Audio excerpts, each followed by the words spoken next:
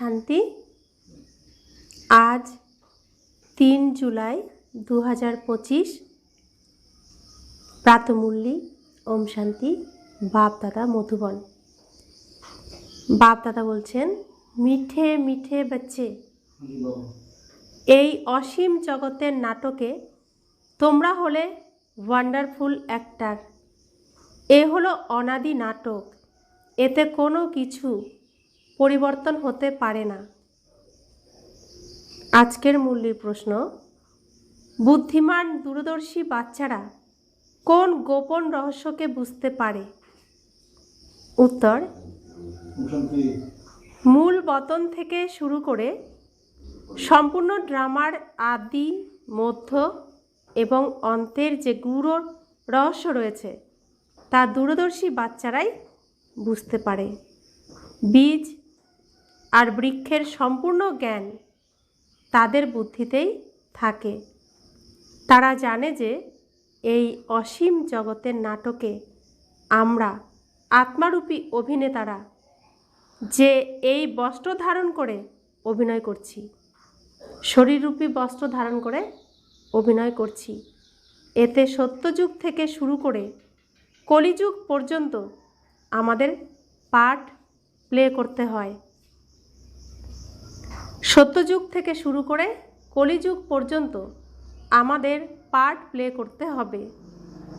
কোনো অ্যাক্টার মাঝ পথে ঘরে ফিরে যেতে পারে না। তো বাবা কালকে মুরলির প্রথমে যে গীত বাজিয়েছেন, আজকেও সেই গীত বাজিয়েছেন।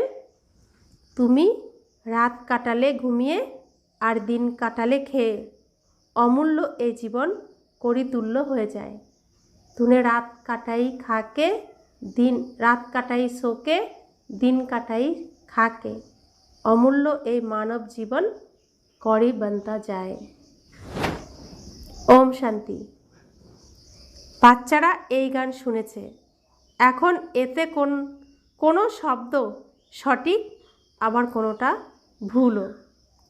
সুখে তো স্মরণ করাই হয় না, দুঃখ অবশ্যই আসতে হবে। দুঃখ থাকে তখনই তো বাবাকে সুখ প্রদান করার জন্য আসতে হয়। মিষ্টি মিষ্টি বাচ্চারা জানে যে এখন আমরা সুখধামের জন্য পড়ছি। আমরা পড়াশোনা কেন করছি? এখানে এই দুঃখধাম থেকে আমরা এখন যাব কোথায়? সুখধামে। রাতের অন্ধকারের থেকে যাব আমরা এখন দিনের আলোতে। তো রাতের অন্ধকারের একরকম অভিনয় আর দিনের আলোতে আরেক রকম অভিনয়। তো আমরা তো দিনের আলোতে কি অভিনয় করতে হবে ভুলে গেছি। দিনের আলোর অভিনয় সুখের অভিনয়, আর আমরা এখানে দুঃখের সিনে অভিনয় করতে করতে হাসতে ভুলে গেছি, ভালো ভাবতে ভুলে গেছি, শান্তি কী জিনিস ভুলে গেছি। তো বাবা এখন আমাদেরকে দিনের আলোতে যে অভিনয় করব সেই অভিনয় শেখাতে এসেছেন। তাই এটা হলো পরিবর্তনের সময়। রাত হলো কালো শ্যামবর্ণ, দিন হলো সোনার মতো, প্রথম সূর্যের কিরণ সোনার মতো। তো কালো লোহার থেকে আমরা এখন সোনা হতে যাচ্ছি। তো করছেন কে? পরশনাথ বাবা এসেছেন, পরশ পাথর লোহার মধ্যে ছোঁয়াচ্ছেন। যেখানে যতটা পরিমাণে লোহার জায়গায় পরশ পাথর ছোঁয়াবেন ততটা পরিমাণেই সোনা হয়ে যাবে। তা আমি যদি বাবার কাছে না আসি, তিনি এই পরশ পাথর ছোঁয়াবেন কী করে? আর সেই জায়গাগুলো সোনা হবে কি করে?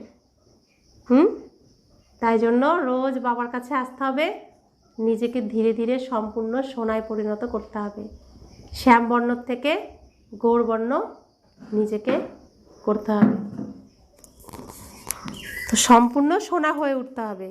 কোথাও লোহা রাখলে আমরা সোনার রাজ্যে যাওয়ার সুযোগ পাবো না, সুখধামে যাওয়ার পারমিশন পাবো না, পরীক্ষায় ফেল হয়ে যাব।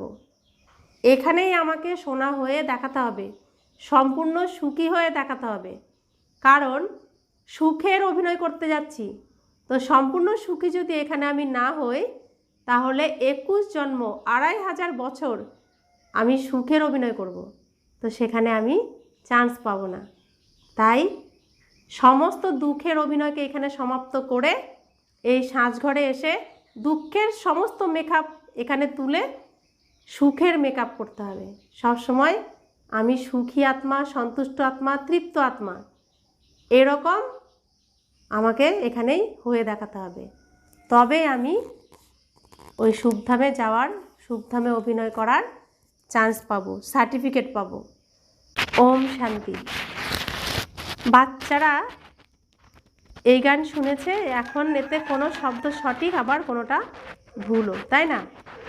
তো বাবা বলছেন এখন আমরা শুভধামের জন্য পড়ছি, শান্তিধাম আর শুভধাম। প্রথমে মুক্তি, তারপর হয় জীবন মুক্তি।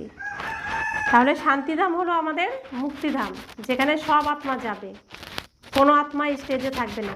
এই স্টেজ সম্পূর্ণ খালি হবে, এই স্টেজ সম্পূর্ণ জল দিয়ে ধোয়া হবে, তারপর সম্পূর্ণ পরিষ্কার হওয়ার পরে আবার নতুন স্টেজ হবে। সেই নতুন স্টেজে কে আসবে?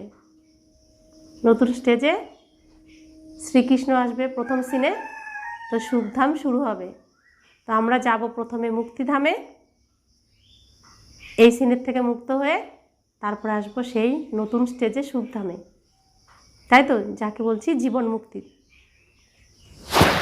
শান্তিধাম হলো ঘর, সেখানে কোনো পার্ট প্লে করা হয় না। তো এটাও আমাদের ঘর, এই পৃথিবীতে বাবা এই ঘরটা বানিয়েছে। তো এখান থেকে আমরা আমাদের নিজের ঘরে ফিরে যাব, কারণ এখানের কোনো জিনিস তো আমরা নিয়ে যেতে পারবো না, কিছু নিয়ে যেতে পারবো না, স্থূল জিনিসও নিয়ে যেতে পারবো না। আত্মার মধ্যে যে পরের দেশের আচরণ এসে গেছে, নোংরা এসে গেছে, সেই নোংরা নিয়েও যেতে পারবো না। তো শরীরকে তো আমরা অনেক পরিষ্কার পরিচ্ছন্ন করেছি, গঙ্গা স্নান করেছি, শরীর পরিষ্কার করেছি, কিন্তু আত্মার মধ্যে যে ময়লা রয়েছে, সেই ময়লা যদি পরিষ্কার না করি তাহলেও আমি যেতে পারবো না। তো এখন বাবা এসেছেন আত্মার ময়লা দূর করতে, কারণ এই পৃথিবীতে কেউ আত্মার ময়লা দূর করতে পারে না, কারণ কেউ জানেই না যে আমি নিজেই আত্মা। তো কিসের দ্বারা স্নান করাবো, কি খাওয়াবো, কিছুই জানি না। তো সেই জন্য বাবা এসেছেন জ্ঞান গঙ্গার দ্বারা আমি আত্মাকে, অর্থাৎ প্রত্যেক আত্মাকে স্নান করিয়ে সম্পূর্ণ শুদ্ধ পবিত্র খাঁটি সোনা বানিয়ে ঘরে ফিরিয়ে নিয়ে যেতে। তো সেই জন্য প্রতিদিন এই জ্ঞান গঙ্গার দ্বারা আমাদের সকাল সন্ধে দুবার স্নান করাতে হবে। তারপরে আমরা সম্পূর্ণ পরিষ্কার পরিচ্ছন্ন হয়ে তবেই ঘরে ফিরতে পারবো, তা নয়তো ঘরে ফিরতে পারবো না। তো বাবা বলছেন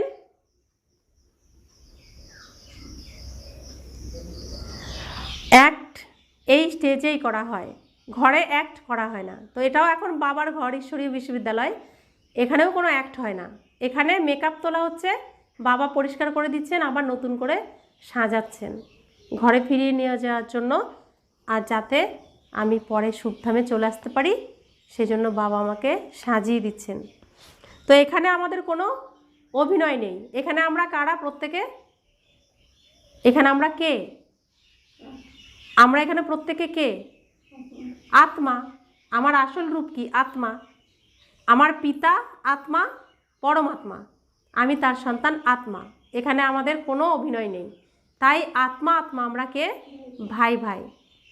তো যেহেতু এই বস্ত্র এখনও সম্পূর্ণ খোলা হয়নি, বস্ত্র পরে রয়েছে, তাই বস্ত্র অনুযায়ী আমরা ভাই বোন, আর কোনো সম্পর্ক এখানে নেই। আমরা এখন ঈশ্বরীয় পরিবারের, ঈশ্বরীয় ঘরে, তাই তো। তো বাবা বলছেন এ হলো এক স্টেজ, যেমন জাগতিক নাটক হয় তেমনই এ হলো অসীম জগতের নাটক। তো অরুণ দাদা, তাহলে নাটক বুঝতে পারছেন তো? আমরা যে নাটক করছিলাম, এখন আর নাটক করব না, এখন আমরা আমাদের মূল স্বরূপ আত্মার স্বরূপেই থাকব, তাই না? তো এই স্টেজে আমরা এতদিন নাটক করছিলাম, অসীম জগতের নাটক। এই নাটকের আদি মধ্য এবং অন্তের রহস্য বাবা ছাড়া আর কেউই বোঝাতে পারে না। বাস্তবে এই যাত্রা বা যুদ্ধ শব্দটি কেবল বোঝানোর জন্য বলা হয়, বাকি এতে যুদ্ধ ইত্যাদি কিছুই নেই। যাত্রাও একটি শব্দ, বাকি একমাত্র হলো তো স্মরণ। এখানে কি করতে হবে? শুধু বাবাকে বিন্দু রূপে, প্রকাশ স্বরূপ, আমি আত্মা প্রকাশ স্বরূপ, আমার পিতাও প্রকাশ স্বরূপ, তো এইভাবে স্মরণ করতে হবে। তোমরা স্মরণ করতে করতে পবিত্র হয়ে যাবে। এই যাত্রাও এখানেই সম্পূর্ণ হবে, তোমাদের কোথাও যেতে হবে না। বাচ্চাদের বোঝানো হয় যে তোমাদের পবিত্র হয়ে ঘরে ফিরে যেতে হবে, অপবিত্র আত্মা তো সেখানে যেতে পারে না। নিজেকে আত্মা মনে করতে হবে। আমি আত্মার মধ্যে সম্পূর্ণ চক্রের পার্ট ভরা রয়েছে। এখন এই পার্ট সম্পূর্ণ হয়েছে। বাবা খুব সহজ রায় দেন যে আমাকে স্মরণ করো। তো এখানে এখনও কার কার দুঃখের সিনে অভিনয় করার ইচ্ছে আছে? না সমস্ত পার্ট এখানে শেষ করবে? বাবা বলছেন শেষ হয়ে গেছে নাটক, আর করতে হবে না, তোমরা এবার নাটক বন্ধ করো। এখানে আর কোনো ইচ্ছা রাখতে হবে না, এখন ঘরে ফিরে চলো, সুখের রাজ্যে আসবে। তাই বাবা বলছেন আমার দিকে তাকাও, আমাকে স্মরণ করো, আর কিচ্ছু দেখতে হবে না এখানে। কারণ কোনো দিকে আমরা নাটক করতে যাব না, কোনো দিকে তাকাবো না, সোজা ঘরে ফিরব। তো ঘরে ফেরার জন্য প্রস্তুত হতে হবে। এখন আবার নতুন করে নাটক করার জন্য আমাদেরকে প্রস্তুত হতে হবে। তো বাবা বলছেন, বাবা খুব সহজ করে রায় দেন যে আমাকে স্মরণ করো, বাকি তো তোমরা এখানেই বসে আছো। তো আমরা এখন কোথায় এসেছি? বাবা এখানে এই ঘর নিয়েছেন পরের রাজ্যে। এখানে গুপ্তভাবে আমাদেরকে ওই নাটক থেকে মুক্ত করছেন, নাটকের সমস্ত মেকআপ তুলে দিচ্ছেন, আর নতুন নাটকের জন্য সাজাচ্ছেন। তোমরা অন্য কোথাও যাও না। বাবা এসে বলেন যে তোমরা আমাকে স্মরণ করো, তাহলে পবিত্র হয়ে যাবে। এখানে কোনো যুদ্ধ নেই, নিজেকে কেবল তমপ্রধান থেকে শতপ্রধান বানাতে হবে, এই মায়াকে জয় করতে হবে। বাচ্চারা জানে যে এই 84 চক্র সম্পূর্ণ হয়ে এসেছে। ভারত একসময় শতপ্রধান ছিল, সেখানে অবশ্যই মানুষই ছিল। জমির তো আর পরিবর্তন হবে না। এখন তোমরা জানো যে আমরা শতপ্রধান ছিলাম, তারপর তমপ্রধান হয়েছি, আবার আমাদের শতপ্রধান হতে হবে। মানুষ ডাকতেও থাকে, তুমি এসে আমাদের পতীত থেকে পবিত্র করো, কিন্তু তিনি কে বা কিভাবে আসেন তা কিছুই জানে না। বাবা এখন তোমাদের বুদ্ধিমান বানিয়েছেন। তোমরা কত উচ্চ পদ পাও, সর্বশ্রেষ্ঠ পদ। কোন পদ? সর্বশ্রেষ্ঠ পদ লক্ষ্মীনারায়ণের পদ, সেই পদ আমরা পাই। ওখানকার গরিবরা এখানকার বিত্তবানদের থেকেও অনেক উচ্চ হয়। এখানে যত বড় বড় রাজাই থাকুক না কেন, যতই তাদের ধন থাকুক না কেন, তারা তো ভিখারি ছিল, তাই না? এদের থেকে ওখানকার সাধারণ প্রজাও অনেক উচ্চ হয়। বাবা এই তফাৎ বলে দেন। রাবণের ছায়া আসাতেই মানুষ পতিত হয়ে যায়। তারা নির্বিকারী দেবতাদের সামনে গিয়ে নিজেদের পতিত বলে মাথা ঠুকতে থাকে। বাবা এখানে এসেই চট করে উপরে তুলে দেন। এ হলো 1 সেকেন্ডের কথা। বাবা এখন তোমাদের জ্ঞানের 3য় নেত্র দান করেছেন। বাচ্চারা তোমরা দূরদর্শী হয়ে যাও। আবার সত্যযুগ থেকে কলিযুগ পর্যন্ত নাটকটাকে স্মরণ করো। দূরদর্শী অর্থাৎ 5000 বছরের এই সম্পূর্ণ কাহিনীকে তোমরা এখন স্মৃতিতে নিয়ে এসো। উপরে মূল বতন থেকে শুরু করে এই ড্রামার সম্পূর্ণ চক্র তোমাদের বুদ্ধিতে স্মরণ আছে। তো সম্পূর্ণ সৃষ্টির এই ব্রহ্মাণ্ডের রহস্য আমরা এখন জানি। কত সৌভাগ্য আমাদের! অদৃশ্য শক্তি, সেই শুভ শক্তিকে আমরা এখন জানি। যা দেখা যায় না কিন্তু সর্বশক্তিমান, যে আমার সাথী এখন। তো ব্রহ্মাণ্ডের সমস্ত রহস্য এখন আমরা জানি। তো বাবা কত বুদ্ধিমান বানিয়েছেন আমাদেরকে। তো বাবা বলছেন আত্মাতে ভর্তি করে নিয়ে আসে, তারপর ডেলিভারি করে দেয়। এ তো হলো অসীম জগতের কথা। এখন আমরা আত্মারা কি হচ্ছি? ভরপুর হচ্ছি। আত্মাতেই তো ভরপুর করছি, ভরপুর হয়ে ঘরে ফিরব, তারপর ঘর থেকে আবার এই স্টেজে চলে আসব। তো বাবা আত্মাকে ভরপুর করছেন, তারপর ঘরে নিয়ে গিয়ে আবার ডেলিভারি করে দেবেন এই স্টেজে আমাদেরকে। বাচ্চারা, তোমাদের বুদ্ধিতে এই অসীম জগতের ড্রামার আদি, মধ্য এবং অন্তের রহস্য থাকা উচিত। যেই ড্রামা রিপিট হতে থাকে, ওই জাগতিক ড্রামার তো এক অ্যাক্টর চলে গেলে তার পরিবর্তে আবার অন্য অ্যাক্টর আসতে পারে। কেউ যদি অসুস্থ হয় তাহলে তার পরিবর্তে অন্য কাউকে অ্যাড করে দেবে। এ হলো চৈতন্য ড্রামা। এতে সামান্যতম পরিবর্তনও হতে পারে না, কারোর ক্ষমতা নেই। তো আমরা কি বলি?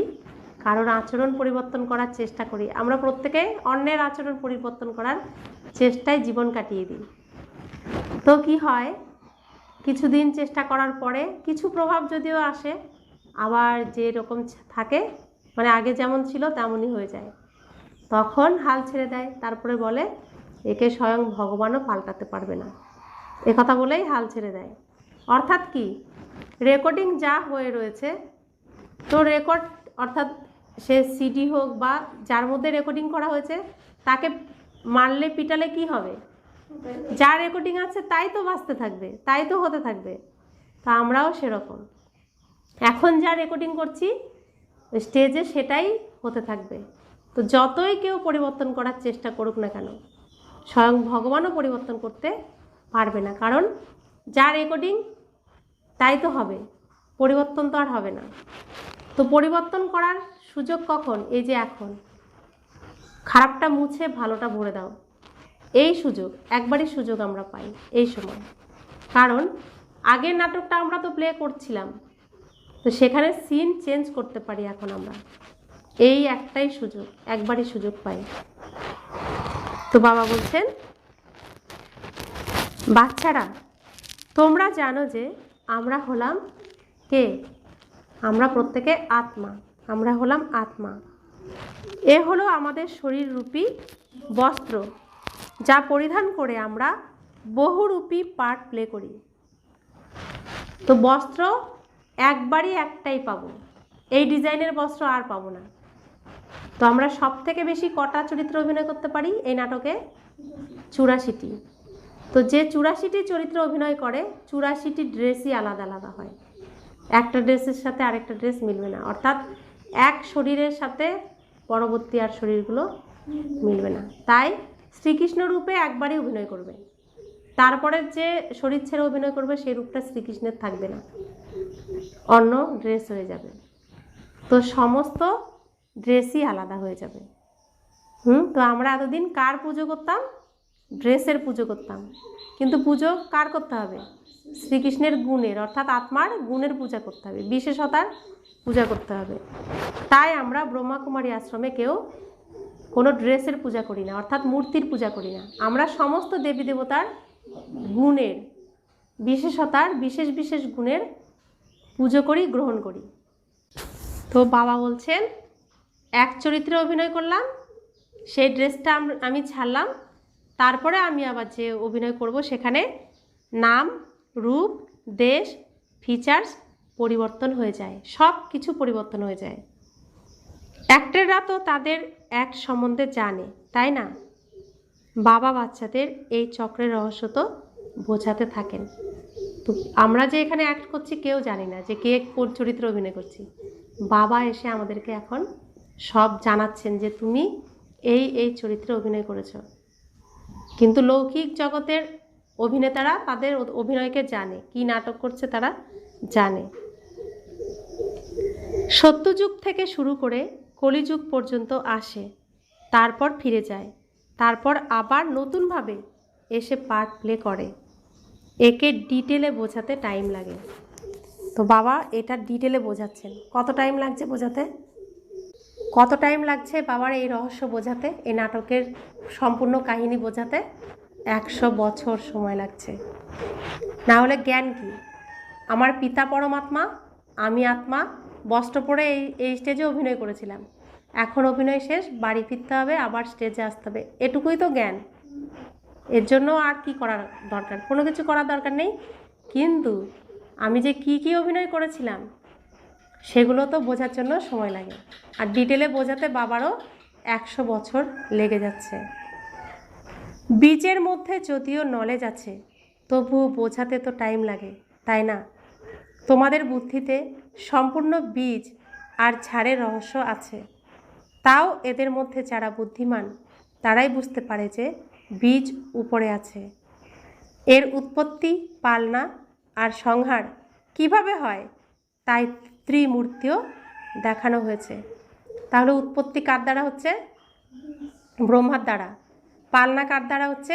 বিষ্ণুর দ্বারা। সংহার কার দ্বারা হচ্ছে? শঙ্করের দ্বারা হচ্ছে। তো ত্রিমূর্তি রচনা করেছেন এই স্টেজে আমরা যে অভিনয় করব সেই অভিনয়কে পরিচালনা করার জন্য।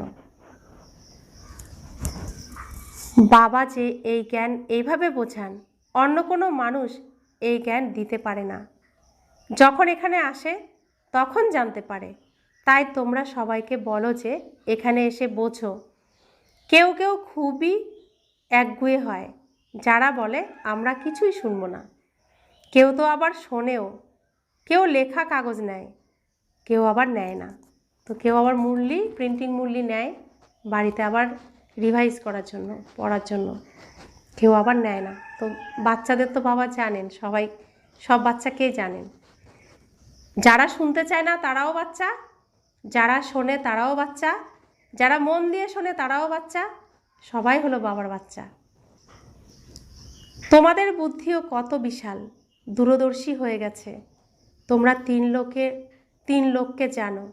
মূল বতন, যাকে নিরাকারী দুনিয়া বলা হয়, বাকি সূক্ষ্ম বতনে কিছুই নেই। তো বাবা আজকে 3 লোকের কোর্স করিয়ে দিচ্ছেন।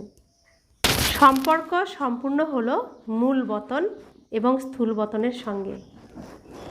বাকি সূক্ষ্ম বতন তো অল্প সময়ের জন্য। আমরা আত্মারা মূল বতনে যেভাবে বসে আছি, ঠিক পৃথিবীতে সেভাবেই এসে স্থূল বস্ত্র পরে সেরকমই অভিনয় করি। তো সম্পর্ক রয়েছে মূল বতনের সাথে এই পৃথিবীর স্থূল বতনের।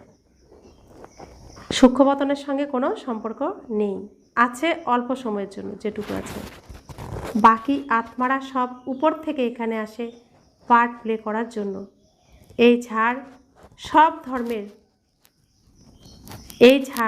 সব ধর্মের নম্বর অনুসারে হয়।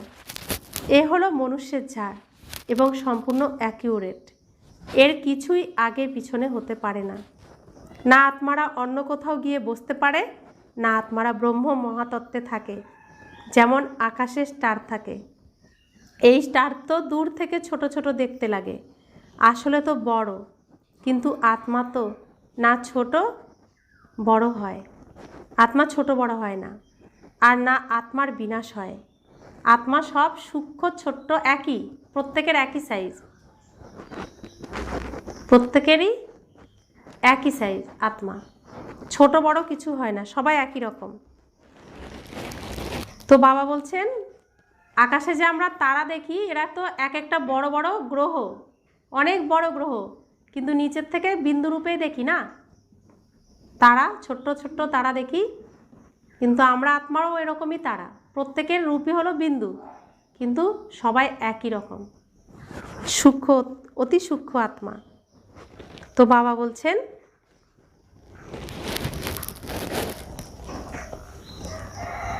তোমরা গোল্ডেন এজে যাও, তারপর আয়রন এজে আসো।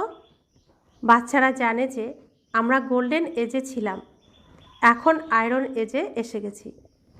তো আমরা এখন জানি আমরা প্রথমে কী রূপে অভিনয় করি? সোনার রাজ্যে, সোনার আত্মা, সোনার শরীর, তার মধ্যে হীরা আত্মা অভিনয় করে। সোনার পাত্রে হীরাকে রাখা হয় না। তারপরে আমরা কি অভিনয় করি? রূপার রাজ্যে আত্মাও রূপা হয়ে যায়, শরীরও রূপা হয়ে যায়। তারপরে তামা, বৈশ্য হয়ে যায় তামা। তারপরে কলিযুগে লোহা, পুরো কালো হয়ে যায়। লোহা অর্থাৎ কয়লার খনি। তো এরপরে আমরা আবার কি হব? হীরা হব। তা আমাদের পিতা হীরা, তিনি আসেন আমাদের এই কয়লার খনির থেকে খুঁজে খুঁজে হীরাগুলোকে বের করেন, বের করে এনে তিনি তার ঘরে রাখেন। তারপরে সেই হীরাকে সম্পূর্ণ পরিষ্কার করে নিয়ে যান, সত্যযুগে আবার সোনার পাত্রে সেই হীরাকে রাখেন। অর্থাৎ সত্যযুগে আমরা আবার সোনার বস্ত্র পাই, আর হীরা তুল্য আত্মা সেই বস্ত্র পরিধান করে, ফার্স্ট ক্লাস থাকে, তাই তো। তো আমরা এখন প্রত্যেকে কি হচ্ছি? হীরা হচ্ছি, স্বচ্ছ শুদ্ধ পবিত্র হীরা হচ্ছি। বাবা বলছেন যে আমরা গোল্ডেন ছিলাম, গোল্ডেন এজে ছিলাম, তারপরে এখন আয়রন এজে এসে গেছি। সোনার খনিতে ছিলাম, তারপরে কয়লা হয়ে গেছি, কয়লা খনির মধ্যে হীরা হারিয়ে গেছে, তাই না? এখন আমাদের আর কোনো ভ্যালু নেই, পুরো কয়লা হয়ে গেছি প্রত্যেকে। মায়ার চমক যতই থাকুক না কেন, কিন্তু এ হলো রাবণের গোল্ডেন এজ, আর সে হলো ঈশ্বরীয় গোল্ডেন এজ। তো রাবণ কি করছে? মিথ্যা মিথ্যা মরীচিকা তৈরি করছে, যেটাকে সোনা মনে হয়, আসলে তা মরীচিকা, কিছুই পাওয়া যায় না সেখানে। আর সব আত্মারা সেই মরীচিকার পিছনে আকর্ষিত হয়ে ছুটে বেড়াচ্ছে, সেই সোনার হরিণের পিছনে ছুটে বেড়াচ্ছে। তো বাবা বলছেন, মানুষ বলতে থাকে 6 থেকে 7 বছরে এত আনাজ হবে, এ কথা আর জিজ্ঞাসা করো না। তোমরা দেখো ওদের প্ল্যান কি, আর বাচ্চারা তোমাদের প্ল্যান কি? বাবা বলেন যে আমার প্ল্যান হলো পুরানো দুনিয়াকে নতুন বানানো। তো এখন সায়েন্স কি করছে? অল্প সময়ে অনেক ফসল উৎপাদন করছে। তারা বলছে যে 6 থেকে 7 বছরে এত আনাজ হবে, মানে তোমরা শেষ করতে পারবে না খেয়ে। আর বাবা কি বলছেন? আমাদের কি প্ল্যান দিচ্ছেন? এখানে সব কিছু ভেঙে চুরে শেষ হয়ে যাবে, তোমরা তোমাদের ব্যাগেজ গুছাও, আমার কাছে রাখো, যাতে সকালে আমি তোমাদের ফেরত দিতে পারি। এখানে কিছুই পাওয়া যাবে না। তোমরা এখন তড়ি ঘড়ি সমস্ত কিছু তোমরা গুছিয়ে আমার কাছে রাখো, তাড়াতাড়ি নিয়ে এসো। যা তোমরা ভাবছো তোমার কাছে রাখবে সেটা শেষ হয়ে যাবে, ফিরে পাবে না আর। তো সেই জন্য বাবা বলছেন যে তাদের প্ল্যান কি আর তোমাদের প্ল্যান কি। তোমরা জানো যে তোমাদের একটাই প্ল্যান। তোমরা জানো যে আমরা শ্রীমতে চলে বাবার থেকে নিজেদের উত্তরাধিকার গ্রহণ করছি। বাবা পথ বলে দেন, শ্রীমত দেন, স্মরণে থাকার মত দেন। মত অক্ষর তো আছে, তাই না? সংস্কৃত অক্ষর তো বাবা বলেন না, বাবা তো হিন্দিতেই বোঝাতে থাকেন।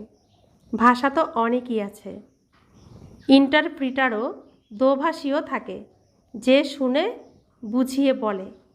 হিন্দি আর ইংরাজি তো অনেকেই জানে, পড়তেও পারে। বাকি ঘরে যে মায়েরা থাকে তারা এত পড়াশোনা জানে না। আজকাল বিদেশে গিয়ে ইংরেজি শেখে, তারপর এখানে ফিরে এসেও ইংরেজি বলতে থাকে, তখন হিন্দি বলতেই পারে না। ঘরে এলে মায়ের সঙ্গেও ইংরেজিতে কথা বলতে শুরু করে দেয়। মা বেচারি দ্বিধায় পড়ে যায় যে আমরা ইংরেজি কি জানি, ইংরাজির কি জানি। তো মা বেচারি কি হয়ে যায়? দ্বিধায় পড়ে যায় যে আমরা ইংরেজির কি জানি। তখন তাদের ভাঙা ভাঙা হিন্দি শিখতে হয়। সত্যযুগে তো এক রাজ্য এক ভাষা ছিল, যা এখন আবার নতুন করে স্থাপন করছো। প্রতি 5000 বছর অন্তর এই সৃষ্টির চক্র কিভাবে ঘুরতে থাকে তা বুদ্ধিতে থাকা উচিত। এখন এক বাবা স্মরণেই থাকতে হবে। এখানে তোমাদের অনেক অবসর আছে। ভোরবেলা স্নানাদি করে বাইরে ঘুরলে ফিরলে অনেক আনন্দ হয়। অন্তরে যেন এই কথা স্মরণে থাকে যে আমরা সবাই হলাম অভিনেতা। এই স্মৃতিও এখনই এসেছে। বাবা তোমাদের 84 জন্মের চক্রের রহস্য বুঝিয়ে বলে দিয়েছেন। আমরা শতপ্রধান ছিলাম, এ অত্যন্ত খুশির কথা। মানুষ তো ঘুরে ফিরে বেড়ায়, এতে তাদের কোনো উপার্জন হয় না। তোমরা তো অনেক উপার্জন করো, তোমাদের বুদ্ধিতে চক্রও স্মরণে থাকে। তারপর তোমরা বাবাকেও স্মরণ করতে থাকো। বাবা খুব ভালো ভালো উপার্জনের যুক্তি বলে দেন। যে বাচ্চারা জ্ঞানের বিচার সাগর মন্থন করে না, তাদের বুদ্ধিতে মায়া উৎপাত করতে থাকে, তাদেরই মায়া বিরক্ত করে। অন্দরে এই চিন্তা করো যে আমরা এই চক্র কিভাবে ঘুরেছি। সত্যযুগে আমরা এত জন্ম নিয়েছি, তারপর নিচে নেমে এসেছি, এখন আবার আমাদের শতপ্রধান হতে হবে। বাবা কি শ্রীমত দিচ্ছেন? আমাদের স্বদর্শন চক্র ঘোরাতে হবে। আমরা আমাদের ঘরে কী রূপে থাকি? আত্মারূপে। সত্যযুগে কী রূপে আসি? দেবী দেবতা। সত্যযুগ ত্রেতা যুগে আমরা দেবী দেবতা রূপে থাকি। দাপর যুগ কলিযুগে আমরা পূজারী রূপে থাকি। সঙ্গম যুগে আমরা কি হয়ে যাই? ব্রাহ্মণ হয়ে যাই। আবার ব্রাহ্মণ থেকে আমরা হয়ে যাই ফরিস্তা। ফরিস্তা থেকে আমরা আবার হব দেবতা। তো এই চক্রটাকে সবসময় ঘোরাতে হবে, তাই তো? বাবা এই শ্রীমতি দিচ্ছেন, কোনো কষ্ট কি দিচ্ছেন? তো বাবা বলছেন এখন আবার আত্মাদের শতপ্রধান হতে হবে। বাবা বলছেন যে তোমরা আমাকে স্মরণ করো, তাহলেই শতপ্রধান হয়ে যাবে। চলতে ফিরতে বুদ্ধিতে যদি এই কথা স্মরণ থাকে, তাহলে মায়ার উৎপাত বন্ধ হয়ে যাবে। তোমাদের অনেক অনেক লাভ হবে। যদিও স্ত্রী পুরুষ একসাথেও যাও, তবুও প্রত্যেককেই নিজের মতো পরিশ্রম করতে হবে নিজের উঁচু পদ প্রাপ্ত করার জন্য। একলা যাওয়াতে তো অনেক মজা, নিজের নেশাতেই থাকবে। সাথে যদি অন্য কেউ থাকে, তাহলে বুদ্ধি এদিক ওদিক যাবে। তাই বাবা বলছেন এখানে কোনো সাথী বানাবে না, তাহলেই বুদ্ধি এদিক ওদিক যাবে। এ অনেকই সহজ। বাগান ইত্যাদি তো সব জায়গাতেই আছে। ইঞ্জিনিয়ার হলে তার এই চিন্তাই চলবে যে এখানে পুল বানাতে হবে, এই করতে হবে। বুদ্ধিতে প্ল্যান এসে যায়। তোমরাও ঘরে বসে থাকো, কিন্তু বুদ্ধি ওই দিকে লেগে থাকে। বাবা আজকে আমাদের ইঞ্জিনিয়ার বানিয়েছেন, তো তোমাদেরও বুদ্ধি সবসময় কোন দিকে লাগাতে হবে? পুল বানাতে হবে ওদেরকে আনার জন্য। ওখানে কি মৃত শরীর নিয়ে তারা ফেসে রয়েছে না, তাদেরকে সত্যের সাথে পরিচয় করাতে হবে। তো পুল বানাতে হবে আমাদেরকে। তা আমরা সেই ইঞ্জিনিয়ার। কিভাবে আমরা পুল বানাবো, তাদেরকে কিভাবে নিয়ে আসবো, এইসব প্ল্যান আমাদের করতে হবে। বাবা আমাদেরকে অনেক বুদ্ধি দিয়েছেন, সমস্ত রকম বুদ্ধি দিয়েছেন। তো সেই বুদ্ধি দিয়ে আমাদেরকে এখন সেই পুল বানাতে হবে। রাম নামের পাথর দিতে হবে, তো এই বিশেষ সাগরের মধ্যে রাস্তা বানিয়ে দিতে হবে। তো সেটাই তো শাস্ত্রে বর্ণিত হয়েছে, তাই না? তো বাবা বলছেন তোমরাও ঘরে বসে থাকো, কিন্তু বুদ্ধি ওই দিকে লেগে থাকে। তো এই প্ল্যান, এই পুল বানানোর বুদ্ধিতে লেগে থাকে। এই অভ্যাস করলে তোমাদের ভিতরও এই চিন্তন চলতে থাকবে। তোমাদের পড়তেও হবে, আবার কাজ কারবারও করতে হবে। বৃদ্ধ যুবক বাচ্চা আদি সবাইকেই পবিত্র হতে হবে। বাবার থেকে উত্তরাধিকার নেওয়ার জন্য আত্মা তো একই। আত্মার কোনো বয়স হয় না। আত্মার কোনো বয়স হয়? আত্মা তো আত্মাই। ঘর যে ঘরে থাকে সেই ঘরটা পুরনো হতে পারে। আমি এই ঘরে থাকি না, এই ঘরটা পুরনো হতে পারে, কিন্তু আত্মা তো সবসময় একই থাকে। না ছোট হয়, না বড় হয়, না বৃদ্ধ হয়, না যুবক হয়, না শিশু হয়। আত্মা তো আত্মাই থাকে। তো এসব কি আমরা বুঝতাম? এসব কথা আমরা বুঝতাম না। বাবা কত সুন্দর করে আমাদেরকে, কত আদর করে যত্ন সহকারে এক একটা কথাকে বোঝাচ্ছেন। বাচ্চাদেরও ছোটোবেলায় যদি এই অভ্যাস হয়ে যায় তো খুবই ভালো। আধ্যাত্মিক বিদ্যা আর কেউই শেখাতে পারে না। একমাত্র বাবা ছাড়া, ভগবান ছাড়া আর কেউই শেখাতে পারে না। আর কোথাও গেলে এসব কথা শুনতে পারবো? বাবা ছাড়া, ভগবান ছাড়া কেউ শোনাতে পারবে না, শেখাতেও পারবে না। তোমাদের এই যে আধ্যাত্মিক বিদ্যা, তা তোমাদের বাবা এসেই পড়ান। এই স্কুলে জাগতিক বিদ্যা পড়ানো হয়, আর তা হলো শাস্ত্রের বিদ্যা। এ হলো আত্মিক বিদ্যা, যা তোমাদের ভগবান শেখান। এই বিদ্যার খবর কেউই জানে না। একেই বলা হয় স্পিরিচুয়াল নলেজ, আধ্যাত্মিক জ্ঞান, যা আত্মা এসেই পড়ান। তার অন্য কোনো নাম রাখা যায় না। আত্মা এসে পড়ান। কোন আত্মা এসে পড়ান? পরমাত্মা, পরমপিতা পরমাত্মা শিব বাবা, যার অন্য কোনো নাম রাখা যায় না। কেন যায় না? কারণ তার কোনো দেহ নেই, বস্ত্র নেই, তাই তার একটাই নাম। কি নাম? শিব। এ তো স্বয়ং বাবা এসে পড়ান। ভগবানুবাজ, তাই না? ভগবান এই সময় একবার এসেই বোঝান, একে আত্মিক জ্ঞান বলা হয়। তাহলে এই জ্ঞান নেওয়ার জন্য কোন বয়স প্রয়োজন? কোন বয়সে এসে এই জ্ঞান নিতে হবে? এই জ্ঞান নেওয়ার জন্য কোন বয়স প্রয়োজন? এখানে কোনো বয়স প্রয়োজন নেই।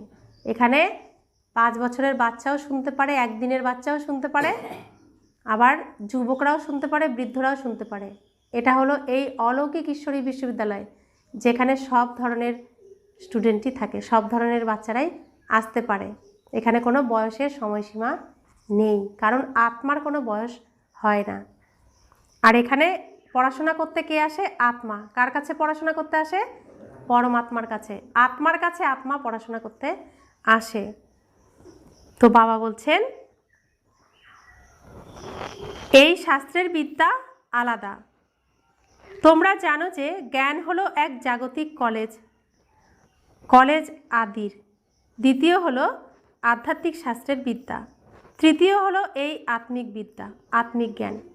তাহলে প্রথমে জাগতিক কলেজের বিদ্যা, দ্বিতীয় আধ্যাত্মিক শাস্ত্রের বিদ্যা, তারপরে তৃতীয় হলো এই আত্মিক জ্ঞান। ওরা যত বড়ই ডক্টর অফ ফিলোসফি হোক না কেন, ওদের কাছেও এই শাস্ত্রের জ্ঞান আছে। তোমাদের এই জ্ঞান সম্পূর্ণ আলাদা। এই আধ্যাত্মিক জ্ঞান, যা আধ্যাত্মিক পিতা, যিনি সকলেরই পিতা, তিনিই পড়ান। তার মহিমা হলো শান্তি সুখের সাগর। কৃষ্ণের মহিমা সম্পূর্ণ আলাদা। গুণ বা অপগুণ মানুষের মধ্যেই থাকে, যা মানুষ বলতে থাকে। বাবার মহিমাও যথার্থ রূপে তোমরাই জানো। ওরা তো কেবল তোতার মতো গাইতে থাকে, অর্থ কিছুই জানে না, তাই না? তো বাবার মহিমা কি? আমাদের পিতার মহিমা কি? আমাদের বাবার মহিমা কি?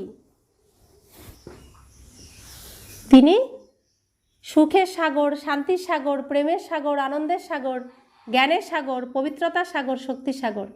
শ্রীকৃষ্ণের মহিমা কি? শ্রীকৃষ্ণের মহিমা কি? সর্বগুণ সম্পন্ন, ষোলকলা সম্পূর্ণ, সম্পূর্ণ নির্বিকারী, মর্যাদা পুরুষোত্তম, অহিংসা পরম ধর্ম। এটা হলো শ্রীকৃষ্ণের মহিমা।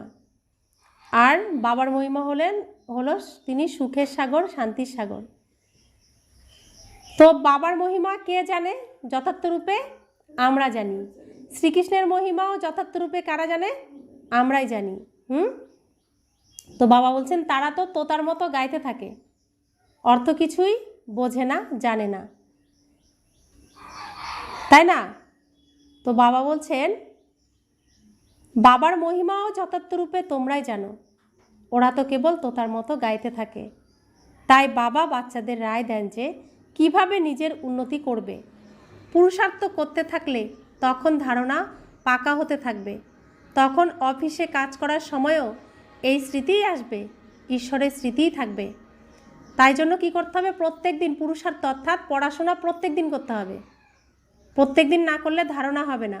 আর ধারণা হয়ে গেলে যে কাজেই থাকুক না কেন, ঈশ্বরের স্মৃতিতেই থাকবে, ওটা অটোমেটিক হয়ে যাবে। মায়া স্মৃতি তো অর্ধেক কল্প ধরে চলে। বাবা এখন যথার্থ রীতিতে বসে বোঝাচ্ছেন, নিজেকে দেখো, আমি কি ছিলাম, এখন কি হয়ে গেছি। তো কি ছিলাম আমরা? সত্যযুগে আমরা দেবী দেবতা ছিলাম, কলিযুগে আমরা পুরো অসুর হয়ে গেছি, শূদ্র হয়ে গেছি, পুরো কুৎসিত হয়ে গেছি। কি ছিলাম আর কি হয়ে গেছি। তো এখন আবার বাবার কাছে এসেছি, তো কি ছিলাম আবার কি হয়ে গেছি। পরিবর্তন তো এসেছে না আমাদের মধ্যে। এখন বাবা আমাকে এমন দেবতা তৈরি করছেন, এও তোমরা পুরুষার্থের নম্বর অনুসারেই জানো। তো পৃথিবী স্টেজে আমরা খেলাধুলা করতে করতে এত নোংরা মেখেছি, নিজেকেই নিজে চিনতে পারছি না। বাবা কিন্তু আমাকে চিনে নিয়েছেন, আমি আমাকে চিনতে পারছি না। আমি এত কুৎসিত নোংরা মেখে বসে রয়েছি। বাবা চিনে কি করছেন? খুব আদর করে, আচ্ছা বাচ্চা, কোনো ব্যাপার না, ঠিক আছে, আমি তোমাকে পরিষ্কার করে দিচ্ছি। তো ভালোবেসে তিনি কত যত্ন সহকারে আমাদেরকে পরিষ্কার করে দিচ্ছেন, দেবতা বানাচ্ছেন, কালো লোহাকে সোনা বানাচ্ছেন। তো কালো লোহার খনি, কয়লার খনির থেকে হীরাকে তুলে এনেছেন, হীরাকে রাখার জন্য সোনার পাত্র তৈরি করছেন তিনি তৈরি করাচ্ছেন ব্রহ্মাকে দিয়ে, ব্রহ্মার দ্বারা। এও তোমরা পুরুষার্থের নম্বর অনুসারেই জানো। প্রথম এই ভারতই ছিল, বাবা ভারতেই আসেন এই অভিনয় করার জন্য। তোমরাই তো আদি সনাতন দেবী দেবতা ধর্মের, তাই না? তোমাদের পবিত্র হতে হবে, না হলে পরের দিকে আসবে, তখন আর কি সুখ পাবে? বেশি ভক্তি না করলে তো আসবেই না। তোমরা বুঝতে পারবে যে এ এতটা জ্ঞান ধারণ করতে পারবে না। তোমরা বুঝতে তো পারো, তাই না? অনেক পরিশ্রম করে, তবুও সামান্য কয়েকজনই এই জ্ঞান ধারণ করতে পারে। পরিশ্রম তো করতেই হবে, পরিশ্রম ছাড়া তো কিছুই পাওয়া যায় না। প্রজা তো তৈরি হতেই থাকে। বাবা বাচ্চাদের উন্নতির জন্য যুক্তি বলে দেন। তাহলে এই যে আমরা প্রত্যেক দিন শরীর নির্বাহের জন্য কর্ম করি, পরিশ্রম করতে হয় না? পরিশ্রম না করলে কি পারিশ্রমিক দেবে? তাহলে এত বড় উপার্জন যেখানে কোনো পরিশ্রমই নেই, তার তুলনায় তো এখানে কোনো পরিশ্রমই নেই, তবু বাবা বলছেন পরিশ্রম করো। কি পরিশ্রম? সকালে সন্ধ্যায় তুমি এই জ্ঞান গঙ্গার দ্বারা স্নান করো, আর জ্ঞান রত্নগুলোকে সুন্দরভাবে গুছিয়ে গুছিয়ে রেখে দাও, যার দ্বারা তুমি সামনে চলতে পারবে। তো যদি না জমায়, তো ধন যদি না জমায়, তাহলে চলতে পারবো না, না? সেজন্য বাবা আমাদেরকে রায় দেন। তো বাবা বলছেন যে বাচ্চাদের উন্নতির জন্য যুক্তি বলে দেন। বাচ্চারা, নিজেদের উন্নতি করতে হলে ভোরবেলা স্নানাদি করে একান্তে গিয়ে হাঁটাচলা করো বা বসে যাও। সুস্থতার জন্য হেঁটে চলে স্মরণ করাও ভালো। বাবাও স্মরণে আসবে, আর ড্রামার রহস্যও বুদ্ধিতে থাকবে। এ কত বড় উপার্জন! এই হলো প্রকৃত উপার্জন। ওই উপার্জন শেষ হয়েছে, এবার এই উপার্জনের চিন্তন করো। এ ডিফিকাল্ট কিছু নয়, এটা কঠিন কিছু নয়। তোমরা দেখেছো যে বাবা নিজের জীবন কাহিনী লিখতেন। আজ এই সময় উঠেছি, তারপর এই করেছি, ভাবতেন যে পরে যারা আসবে তারা এই লেখা পড়ে শিখবে। মানুষ বড় বড় মানুষদের বায়োগ্রাফি পড়ে থাকে, তাই না? তিনি বাচ্চাদের জন্য লেখেন, আর বাচ্চারাও ঘরে এমনই সুন্দর স্বভাবের তৈরি হয়। বাচ্চারা, এখন তোমাদের পুরুষার্থ করে শতপ্রধান হতে হবে, আবার শতপ্রধান দুনিয়ার রাজত্ব নিতে হবে। তোমরা জানো যে কল্প কল্প আমরা রাজত্ব গ্রহণ করি, তারপর তা হারিয়ে ফেলি। তা আমরা রাজত্ব পেয়েছিলাম তো সত্যযুগে, কলিযুগে আছে তা। দাপর যুগে এসে আমরা যেহেতু অশুদ্ধতাকে গ্রহণ করেছিলাম, তো জাত কুল মান সব হারিয়ে কি হলাম? ধর্মহারা, বংশহারা, সব কিছু হারিয়ে কাঙাল হয়ে গেছি। তো বাবা বলছেন তোমাদের বুদ্ধিতে এই সমস্ত কিছুই আছে।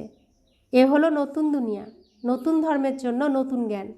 তাই মিষ্টি মিষ্টি বাচ্চাদের তিনি আবারও বোঝান, তোমরা শীঘ্র পুরুষার্থ করো।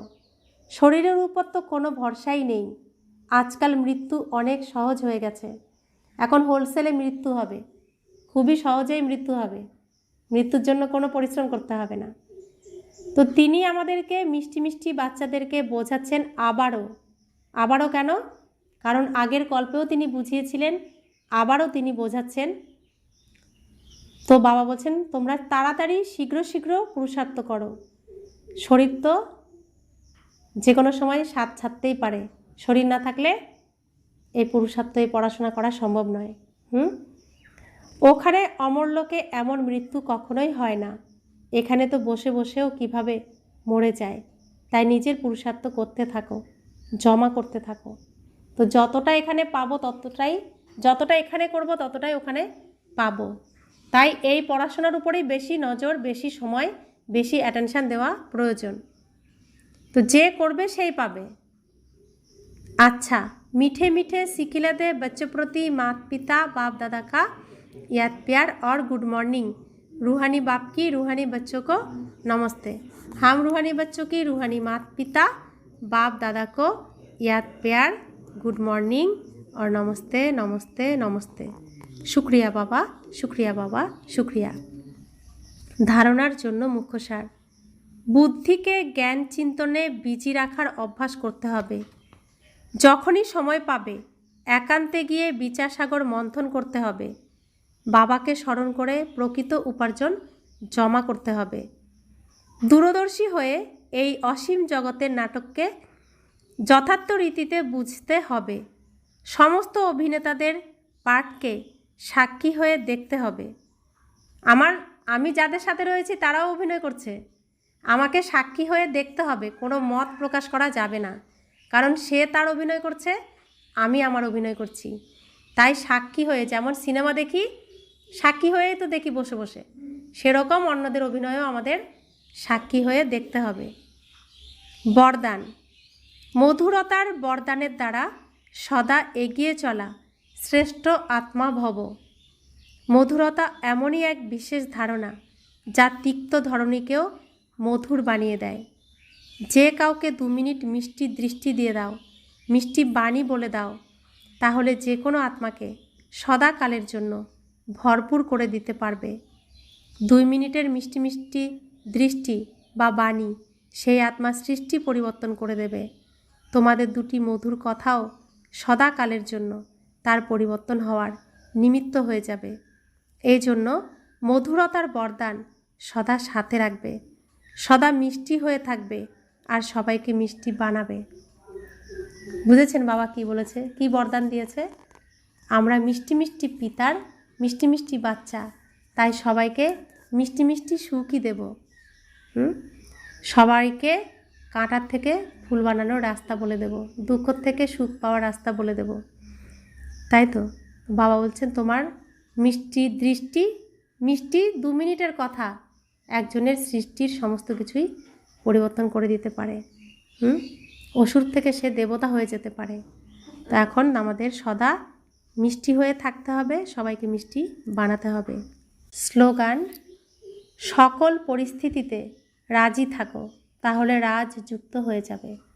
বাবা যা আমাদের দিয়ে সেবা করাতে চান, যে সেবারই খবর আমার কাছে আসুক না কেন, যে পরিস্থিতিতেই আমি থাকি না কেন, যে পরিস্থিতিতেই থাকি, হাজি বাবা আমি প্রস্তুত, কারণ এটা করলেই আমি প্রাপ্তি করব। আর যে কলিযুগের সিনের জন্য আমি এটাকে হারাতে যাই, তাতে কি হবে? খরচ হয়ে যাবে জমাটা। তাই সকল পরিস্থিতিতে রাজি থাকো, অর্থাৎ যাই সামনে আসুক না কেন অ্যাকসেপ্ট করো, পার করো সেই পরিস্থিতিকে। কারণ মায়া অনেক পরিস্থিতি সামনে এনে দেবে, সেই পরিস্থিতিকে হাসি মুখে খুশি খুশিভাবে পার করতে হবে। অব্যক্ত ইশারা, সংকল্পের শক্তি জমা করে শ্রেষ্ঠ সেবার নিমিত্ত হও। যখন অন্যান্য সকল সংকল্প শান্ত হয়ে যায়, ব্যাস এক বাবা আর তুমি, এই মিলনের অনুভূতির সংকল্প থাকে, তখন সংকল্প শক্তি জমা হয় আর যোগ পাওয়ারফুল হয়ে যায়। এর জন্য অন্তর্লীন করার বা চারিদিক থেকে নিজের মন বুদ্ধিকে গুটিয়ে ফেলার শক্তি ধারণ করো। সংকল্পের উপর ফুল ব্রেক লাগাবে, আলগা নয়। যদি 1 সেকেন্ডের পরিবর্তে বেশি সময় লেগে যায়, তাহলে অন্তর্লীন করার শক্তি দুর্বল হয়ে যাবে। তো যা এখন নদীরা আসতে থাকবে না, তো নোংরা আবর্জনা নিয়ে আসবে। আমি এখন বাবার সমান সমুদ্র। সমুদ্র কি করে? সমুদ্র কি করে? নদীর সমস্ত নোংরাকে কিনারে রেখে দেয়, আর তার মধ্যে কি নেয়? শুদ্ধ পবিত্র একদম স্বচ্ছ একদম খাঁটি জলটুকুকে নিজের মধ্যে নিয়ে নেয়, তো অন্তর্লীন করে নেয়। তো যে যাই এসে বলুক সব এক পাশে রেখে দিতে হবে, তার বিশেষ গুণটাকে আমার মধ্যে নিয়ে নিতে হবে। তাই সংকল্প সবসময় কি রাখতে হবে? শ্রেষ্ঠ শুদ্ধ সুন্দর সংকল্প সবার জন্যই রাখতে হবে। তবেই আমাদের এই যে আমরাও তো কিনারে চলে এসেছি, এখন এত মসৃণ স্লিপ কাটা রাস্তা না, এখন স্লিপ কাটবে, পিচ্ছিল রাস্তা, এখানে এদিক ওদিক তাকালে আর হবে না। নিজের রাস্তায় নিজেকে খুব অ্যাটেনশনের সাথে মনোযোগের সাথে খুব ধীর স্থিরভাবে এগিয়ে চলতে হবে, এগিয়ে যেতে হবে।